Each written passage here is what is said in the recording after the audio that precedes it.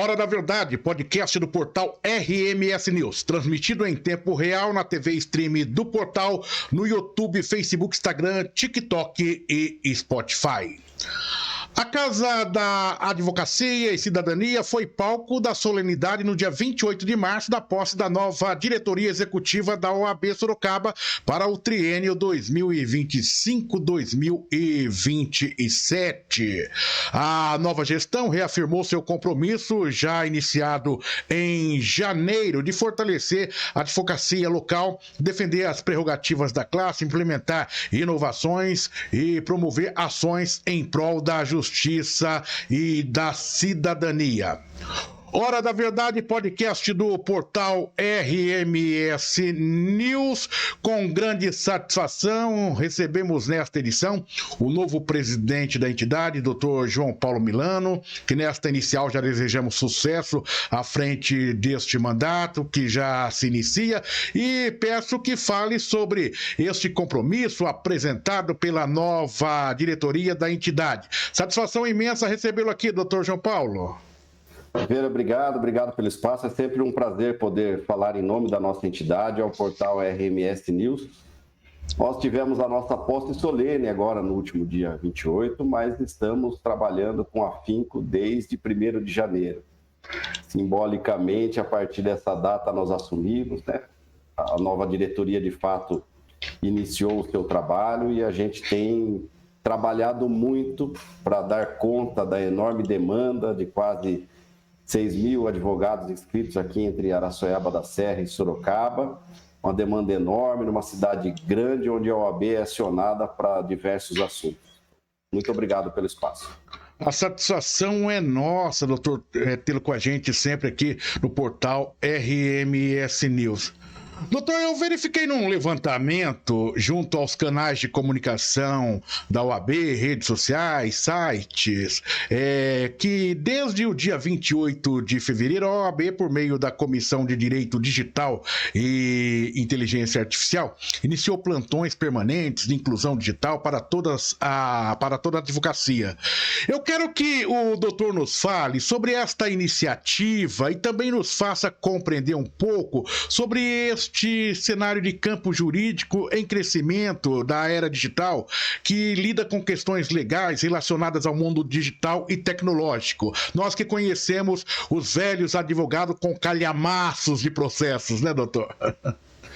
Eu acho que a gente está num momento de mudança, né? Já há algum tempo, para o mundo digital, o mundo jurídico, o judiciário tem acompanhado, né, à sua medida essas situações, e eu acho que cabe à ordem preparar o advogado e a advogada, ajudar na preparação, no aperfeiçoamento, para que lide com essas novas ferramentas, com esses novos tempos da advocacia. Eu também, quando iniciei, tinha pasta, carregava papel para cima e para baixo, malas com processos para fazer carga e para que nós pudéssemos analisar o seu conteúdo. E hoje, grande parte da advocacia, embora não seja um dado exato, trabalha de suas casas, né, dos home offices, dos seus offices, em estruturas menores. A gente, durante a última campanha eleitoral, observou que muitos escritórios de advocacia daqui de Sorocaba possuem funcionários, colaboradores que estão trabalhando de Curitiba, outros de Londres, da Itália. Então, é uma realidade que, com a pandemia, nós tivemos uma aceleração nesse sentido.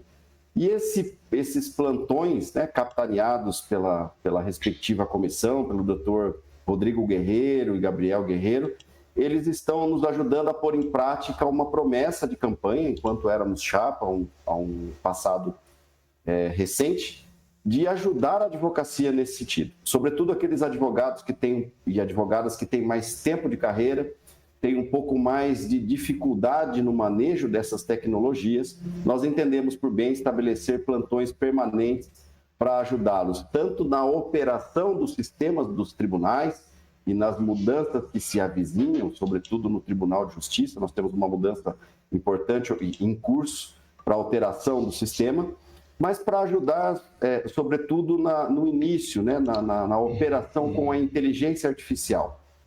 Essa que faz parte do nosso cotidiano, já tem sido utilizada pelo Judiciário, pelos magistrados, pelo Ministério Público e também pela advocacia.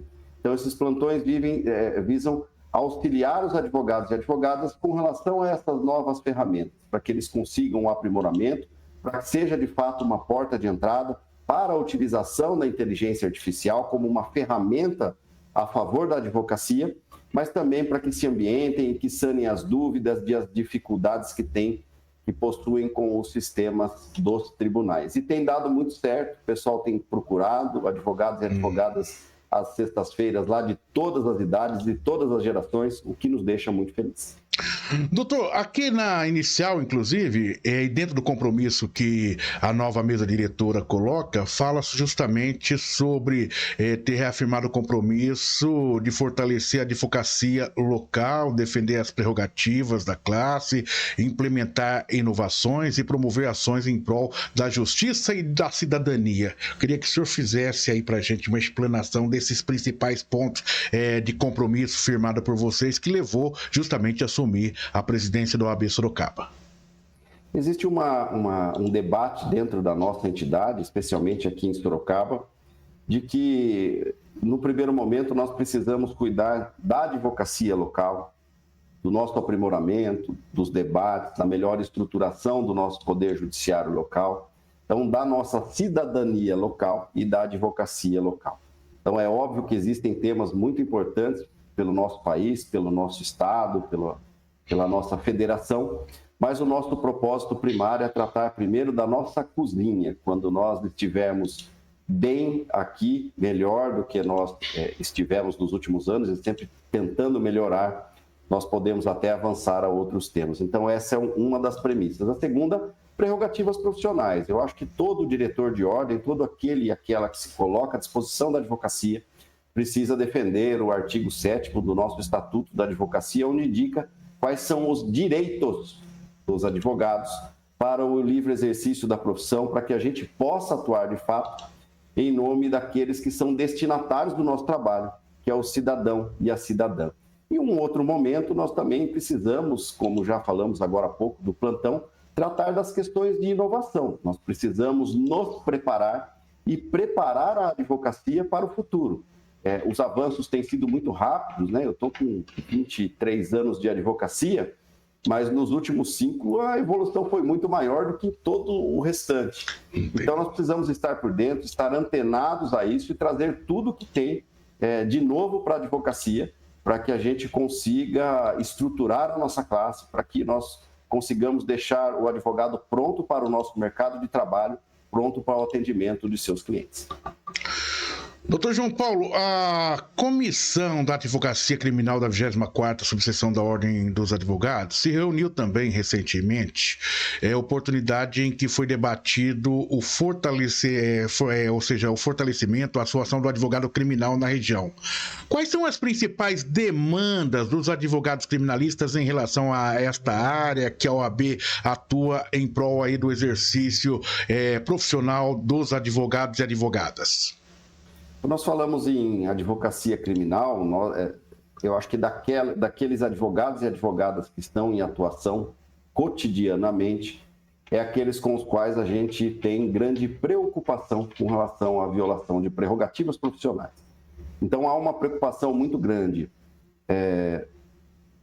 no atendimento do advogado ao seu cliente dentro das unidades prisionais, e nesse aspecto é importante que a OAB atue para que consiga trazer, para que dialogue com a Secretaria de Administração Penitenciária para a melhoria desses atendimentos, seja nos parlatórios, naquelas salas de esperas, e nós temos feito um trabalho nesse sentido. Na última gestão, da qual eu fazia parte, nós inauguramos uma sala para a advocacia no CDP, estamos tratando de um projeto junto ao CDP para uma parceria de construção de melhoras para o parlatório, para que o advogado tenha uma condição de ter uma boa tratativa, uma boa entrevista com o seu advogado, e expandiremos isso para a nossa região, para os presídios da nossa região. Então, essa é uma das preocupações e um dos compromissos que nós temos com a advocacia criminal.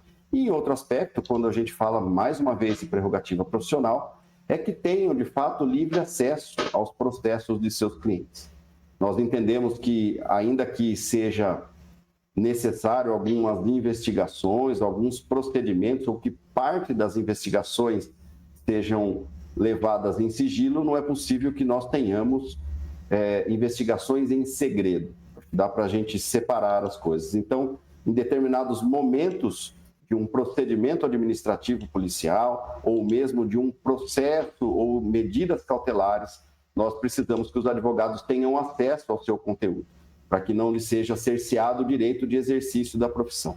Então, como são investigações que envolvem a liberdade, esses advogados invariavelmente têm uma incidência maior de violação de suas prerrogativas profissionais. E esse é um dos nossos compromissos, atuar para que eles tenham plenas condições de defender seus clientes, para que seus clientes tenham amplo acesso ao processo, ver respeitado a legalidade do processo, contraditório e ampla defesa, em homenagem aos princípios constitucionais que nós temos aqui no Brasil.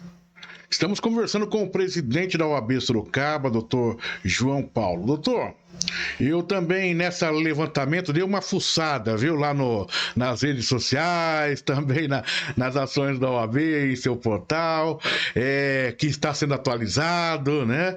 Eu vi lá, observei. Eu vi que a nova diretoria da OAB se reuniu recentemente com o deputado estadual Danilo Balas, oportunidade em que discutiram a falta de estrutura do Poder Judiciário local e a responsabilidade dos agentes políticos locais nesse entrave. O senhor pode nos falar desse encontro e sobre esses problemas apontados durante esta conversa, porque o termo, esse termo aí da questão da falta de estrutura me chamou a atenção, até porque também ao longo de mais de 25 anos de jornalismo só aqui em Sorocaba, eu venho acompanhando essa questão bem de perto, se assim posso falar, em outras gestões, e até com a nossa equipe de formadores de opinião independentes, que é composta na maioria por advogados e advogadas, doutor. Esse é o sofrimento diário da advocacia e do jurisdicionado.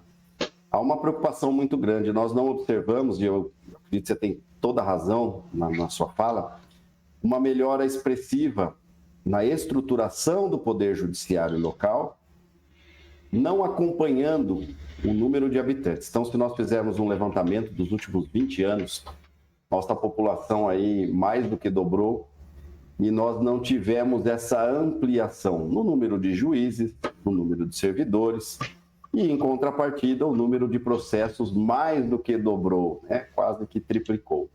E nós entendemos, nós temos problemas estruturais na Justiça Federal, principalmente no Juizado Especial Federal. Nós temos problemas dessa natureza na Justiça do Trabalho. E quando nós passamos pelo processo eleitoral na nossa casa, na Ordem dos Advogados do Brasil, esse assunto é levantado com muita razão e a Ordem tem o seu papel nesse sentido. Não somos nós que criamos e instalamos varas do trabalho, varas federais ou mesmo do nossa Justiça Estadual, mas é papel da Ordem dialogar com os poderes e dialogar com a nossa classe política. Dentro desse contexto, nós temos uma ideia de conversar com todos os nossos deputados estaduais, porque nós estamos partindo de uma primeira ação na Justiça Estadual. Então, nós precisamos, de fato, de mais juízes e mais varas cíveis. Nós precisamos urgentemente, estamos numa situação muito difícil com relação às varas de família. E os nossos deputados estaduais têm sido receptivos a essa ideia. Então, nós recebemos lá o deputado Danilo Balas, que se prontificou a, inclusive, agendar uma reunião com o presidente do Tribunal de Justiça, para que a gente possa bater um papo a respeito desse assunto. Essa reunião deve ocorrer ainda este mês. Nós recebemos aí contato da assessoria do presidente do Tribunal de Justiça para conversarmos a respeito disso. A OAB enviou um ofício para o Tribunal de Justiça indicando algumas estatísticas importantes e pedindo a criação de varas de família e varas cíveis aqui na nossa cidade. De igual forma, o deputado Danilo Balas também fez esse requerimento e o diretor do Fórum Estadual também, todo mundo apresentando as suas razões, as suas reivindicações, as suas estatísticas. Então, a nossa ideia é conversar com toda a nossa classe política. Nós temos muitos deputados e deputadas aqui na cidade, eles são muito atuantes e eu acho que se todo mundo ajudar um pouquinho, a gente consegue diminuir essa distância entre o número de habitantes que nós temos e a estrutura de poder judiciário que nós precisávamos. Então, o Danilo Balas foi o primeiro que nos visitou, mas conversaremos com outros aí na sequência, tem bastante coisa boa para a gente brigar. Tá certo. Na sua fala me veio, me despertou para lhe fazer uma pergunta. Hoje, em média, qual é a média de tempo para tramitação de um processo dentro da justiça local? Por exemplo, então vamos lá. Na justiça estadual, processo criminal, processo familiar, que é um problema antigo também que a gente tem acompanhado. Já vimos outras etapas em outras gestões disso aí. Qual é o tempo de trâmite de processo na justiça estadual, na questão criminal e na questão de família? Processo trabalhista, qual é o tempo que em média? E na federal? Nossa, você veio cheio de perguntas, hein? Eu não tenho todas as informações. Eu entendo, doutor, entendo. Perfeito, fique tranquilo. Mas é natural que o processo criminal tenha a tramitação mais célere, e sobretudo naqueles casos em que nós tratamos com clientes que estão presos, né? Então, a métrica é um pouquinho diferente e essa média das varas criminais é um pouco diferente.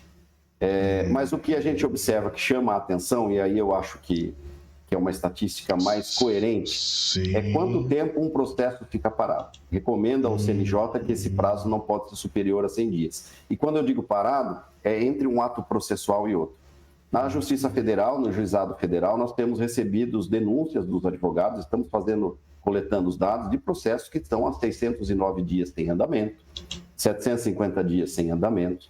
Na Justiça do Trabalho, nós também temos processos com número expressivo de período sem andamento, que demonstra que a estrutura, os servidores, eles não dão conta do acervo. É algo bem tranquilo. A vara de família tem chamado mais atenção porque toda a demora que nós temos na vara de família ela tem um viés um pouco mais sensível, porque os pedidos que lá estão têm uma natureza diferente, né? São verbas de caráter alimentar, é um pai que não visita um filho, é uma mãe que não vê regulamentada a sua guarda, processos em segredo de justiça que envolve questões relacionadas a menores. Então, qualquer demora lá nos preocupa. E dessas estatísticas, né, desse tempo de tramitação, chama atenção quanto tempo a gente precisa para que tenha, por exemplo, um estudo psicológico, um estudo social, né, o nosso estudo psicossocial, às vezes 1 ano e meio, 2. Nós temos casos lá que o menor atinge a maioridade e a justiça não conseguiu atender aqueles que são interessados. Então, ainda que não seja a melhor maneira nós tratarmos de tempo de tramitação, eu acho que o maior problema são os gargalos durante o processo. Veja, se em 609 dias nós estamos tratando de um processo que não teve sentença, é natural que o tempo total dele vai ser superior a isso, o que já seria algo muito triste, né? Nós não temos nada a comemorar nesse sentido, e o mesmo ocorre nas varas de família. Nós tratamos de 100 dias, mas às vezes a movimentação do processo saindo da conclusão do juiz para o cartório devolve, mas objetivamente esse tempo tem suplantado 100, 200 dias, e essa é a nossa grande preocupação. E eu entendo que, para além da OAB, que, como eu disse, originalmente não é quem cria varas e trabalha pela sua instalação, eu acho que nós precisávamos fazer uma mobilização na cidade. A cidade cresceu demais, a classe política é responsável, como a OAB é responsável, como os agentes do Poder Judiciário, mas a população também precisa demonstrar alguma revolta com relação a isso, porque o que está acontecendo aqui não é certo. Doutor João Paulo, presidente da OAB Sorocaba, conversando com a gente aqui no portal RMS News. Doutor, apesar de na inicial da sua fala, o senhor falar da atenção especial para os advogados, né, que vocês têm nesse momento, mas a gente percebe que vocês também não deixam de lado aí aquela questão de sempre estar trabalhando focado na cidadania, né? Aliás, a OAB é a única instituição inserida dentro do contexto da Constituição Federal. E também nas minhas pesquisas aqui eu vi que recentemente o Concilia Sorocaba, Centro Municipal de Prevenção e Conciliação de Conflitos da Prefeitura, recebeu, portanto, a nova diretoria da Ordem dos Advogados Universidades do Brasil. Desde o seu início, em outubro de 2022, o Programa Municipal tem prestado atendimento jurídico gratuito à população por meio da Secretaria de Governo. Agora eu quero que o senhor fale como é desenvolvida esta parceria entre Prefeitura e OAB. E eu conversava recentemente com a secretária da Mulher de Sorocaba e ela dizia que há um interesse ali porque o contrato está terminando, mas que já há uma conversa com a OAB para estender um pouco mais esse serviço, focado especificamente dentro da Secretaria da Mulher, dentro do contexto do Concilia. Quero que o senhor fale um pouquinho para a gente. Vou dar spoiler, né? Vamos ver se a gente consegue. Eu acho que assim, houve uma visita, na realidade, da diretoria da Comissão de Assistência Judiciária da OAB Sorocaba, junto com alguns integrantes da diretoria adjunta. Então, não lembro exatamente todo o corpo, mas o doutor Alex Copertino foi presidente da Assistência Judiciária da nossa comissão, o doutor Bruno Delcisti, que é o atual presidente, e o doutor Alex hoje é o nosso diretor adjunto. Nós temos um convênio no qual é prestado assistência judiciária ao munícipe, nos termos de um convênio que já existe entre a OAB São Paulo e a Defensoria Pública. Essa é na formatação que nós temos, é uma iniciativa inédita, e este convênio, firmado já há algum tempo, ele tem sido referência para as OABs do Estado e para outras prefeituras. Dia desses eu recebi o presidente estadual de assistência judiciária da nossa OAB, que veio aqui para entender melhor o convênio. Ele tem conversado com outras cidades, me parece que Diadema já tem um convênio parecido, estão estruturando em Ribeirão Preto, Santos, enfim. Então, aquela ideia nossa, né, no momento que estava na outra gestão, junto ao Dr. Márcio, junto aos demais diretores, nós levamos adiante a ideia de ter um convênio municipal. O advogado trabalha para o munícipe e, ao final, é remunerado pela prefeitura municipal. Bom, esse convênio está em vias de renovação. Essa nova minuta de renovação será por mais 24 meses. Então, os advogados, eles fazem os plantões de triagem, eles fazem aquele primeiro atendimento ao munícipe na sede do Concilia, ali na Vila Santana, no PROCON, e agora, acho que a cada 15 dias, se não me engano, a gente está formatando isso, haverá um atendimento também na Secretaria da Mulher. Então, são alguns plantões onde nós atendemos os advogados, o munícipe. O munícipe que se enquadra dentro da lei municipal para atendimento, ele é direcionado, é feita uma nomeação para que advogados e advogadas atuem dentro dos processos em nome desses. E a prefeitura remunera tanto esses plantões que são feitos na Secretaria da Mulher, no Concilia e no PROCON, como também aqueles advogados nomeados para a atuação no processo serão remunerados ao final dele. Então, eu acho que essa é uma função importante. Nós tratamos muito da questão da cidadania, de direitos humanos, e é a colaboração que a OAB Sorocaba tem tido nesse sentido junto à municipalidade. Correto, doutor. Doutor, agora eu vou para uma pergunta aqui que impactou Sorocaba nesta quinta-feira. Na tela principal, na primeira página do portal RMS News, Polícia Federal urgente, Polícia Federal realiza nesta quinta-feira operação na casa do prefeito, na prefeitura e na sede do Partido Republicanos. Essa foi a primeira manchete já nas primeiras horas da manhã desta quinta-feira em Sorocaba. Daí já veio a sequência da informação da Assessoria de Comunicação da Polícia Federal. Outro destaque: Polícia Federal reprime crimes de desvio de recursos públicos em Sorocaba. Vou detalhar um pouquinho da notícia que é quente no dia de hoje, infelizmente.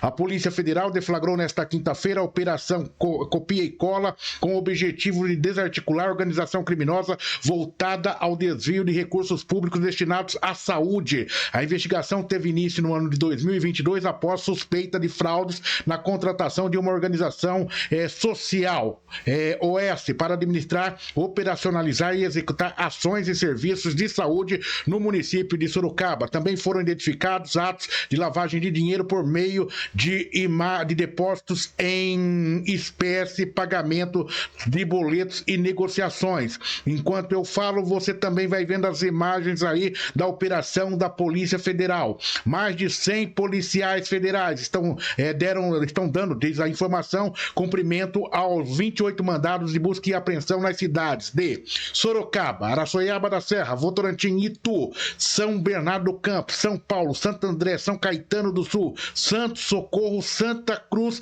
e do Rio Pardo e Osasco, todas no estado de São Paulo, além de um mandato de busca e apreensão na cidade de Vitória da Conquista, na Bahia. Estou olhando a tela do computador, olhando o site aqui. Também foi determinado o sequestro de bens de um total de 20 milhões de reais e a proibição de organização social investigada de contratar com o poder público. Os investigados poderão responder de acordo com suas condutas individualizadas pelos crimes de corrupção passiva, corrupção ativa, ocultação de capitais, lavagem de dinheiro, peculato, contratação direta ilegal e frustração de licitação. Essa é a nota que chega da Polícia Federal. É direto da Polícia Federal. Agora vamos para a nota da Prefeitura.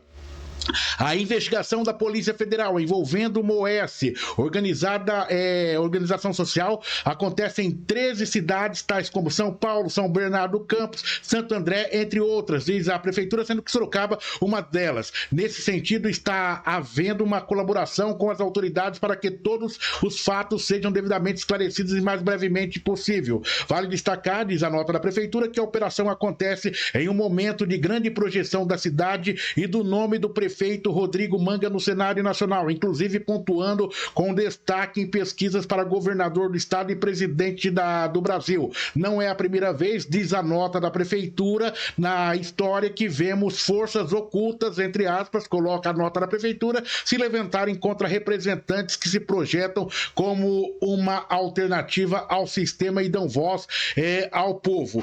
Importante lembrar que essa minha conversa com o Dr. João Paulo, presidente da OAB, ela estava já confirmada anterior a esse fato, né? Não tínhamos conhecimento quando a gente desenvolve essa matéria, a Polícia Federal em operação na cidade. Doutor, eu quero que o senhor fale pra gente como vê essa operação da Polícia Federal, quais os impactos, apesar das poucas informações que ainda temos nos próximos dias, no cenário jurídico e para a própria cidade de Sorocaba, doutor? Bom, vamos lá. Eu acho que todo mundo foi pego de surpresa na manhã de hoje com a deflagração dessa operação da Polícia Federal. As acusações, ou o que a gente entende de notícia que tem vindo até agora, são de questões muito sérias. É uma operação ampla, uma investigação ampla que envolve um volume significativo de dinheiro e crimes gravíssimos. Então, eu acho que esse é o primeiro ponto que a gente tem que estabelecer aqui.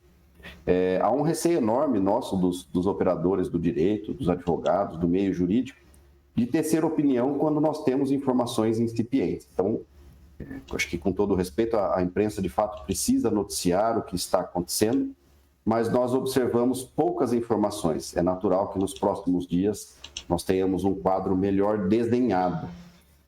O que nós observamos nesse momento e o que a gente quer é confiar no trabalho das autoridades, confiar na nossa Polícia Federal, no Ministério Público, nos juízes que autorizam essas operações, para que isso seja esclarecido e para que aqueles agentes, sejam eles agentes públicos ou particulares que tiverem envolvimento, que eles sejam processados, né? Que eles tenham direito à sua ampla defesa também, ao contraditório, que seus advogados e advogadas atuem, mas que, ao final, sejam responsabilizados na medida de suas condutas.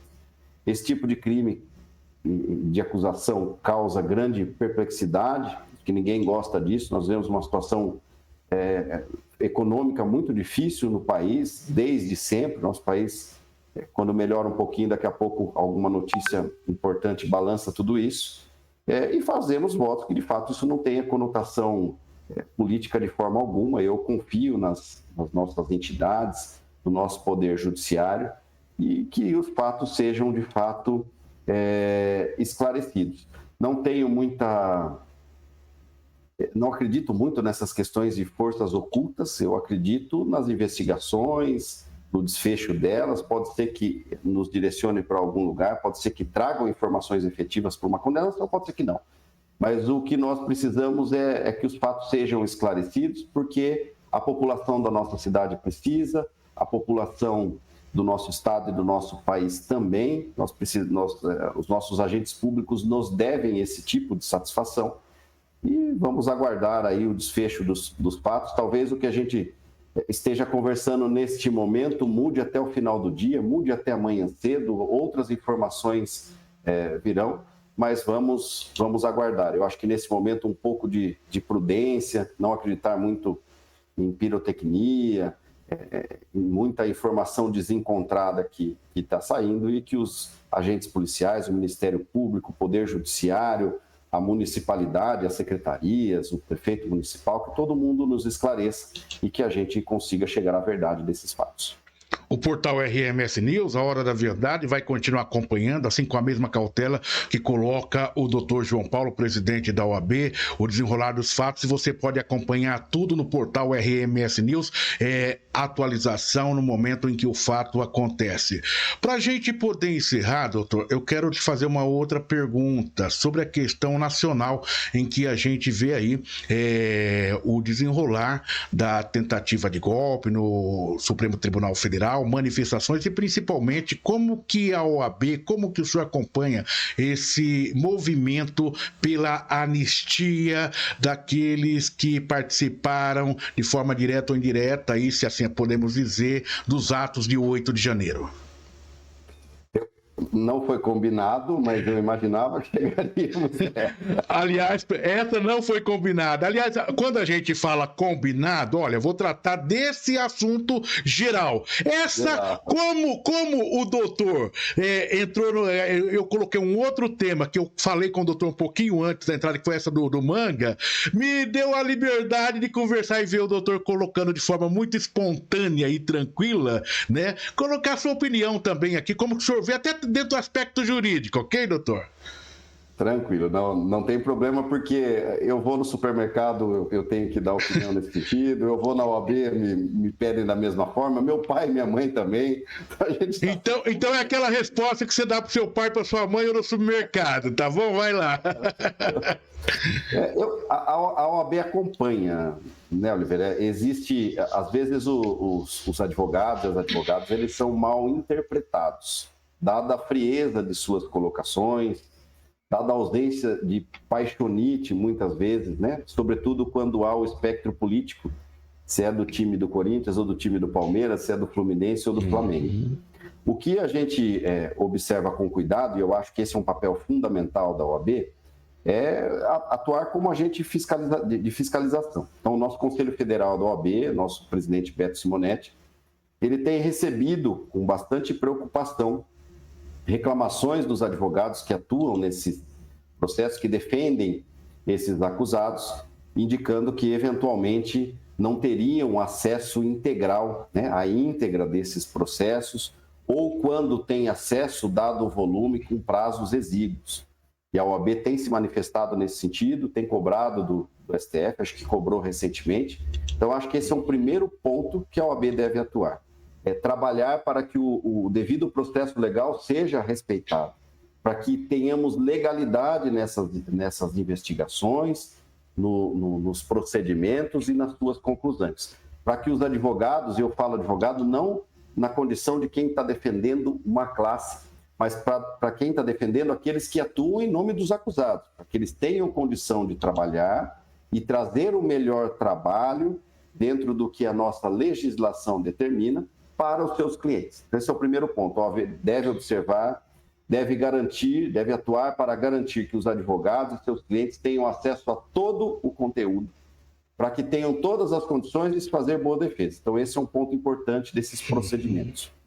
O segundo, relacionado a questões como anistia e manifestações populares, nós também observamos, nós também acompanhamos, acho que toda a sociedade, se há golpe ou não há golpe, se há razão para se debater a questão de anistia no parlamento ou não tem.